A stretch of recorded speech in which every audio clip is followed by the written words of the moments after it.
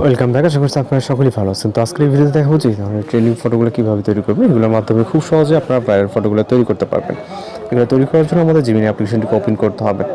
Phone থেকে আমরা Gemini অ্যাপ্লিকেশনটিকে open করবো, যেটা প্লে স্টোরে অ্যাভেলেবেল পেয়ে যাবেন। ওকে, এরপর এখান থেকে ক্রিয়েট ইমেজে ক্লিক করবেন, দেন হচ্ছে প্লাস এখন থেকে গ্যালারিতে চলে যাবেন। এরপর এখান থেকে একটি ফটো সিলেক্ট করবেন, যেটার ফেস ক্লিয়ারলি বোঝা যায়, এবং একটি ছবি নেবেন। ওকে, জাস্ট আপনার চেহারাটা বোঝা দিতে হবে, তাহলে আপনার রেফারেন্সে যে ফটোটি তৈরি হবে।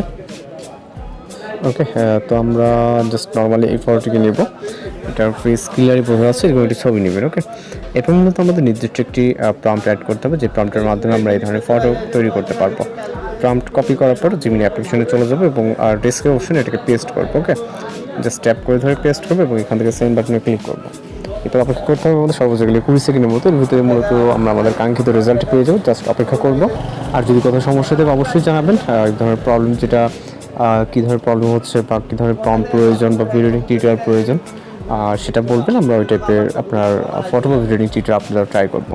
ওকে, তো দেখতে পাচ্ছেন, তো ভিউ করে জাস্ট সেভ করে নেবেন, এবং আমরা পরবর্তী আরও একটি পিকচার এখানে জেনারেট করে দেখাবো। সেম একইভাবে এখানে ক্রিয়েট ইমেজ থেকে প্লাস এখন, এরপর গ্যালারিতে চলে যাবো। দেন হচ্ছে এখান থেকে আমরা আরও একটি পিকচার সিলেক্ট করবো। ওকে, এরপর অ্যাড করার পর এখানে আমরা প্রম্পট কপি করে পেস্ট করবো।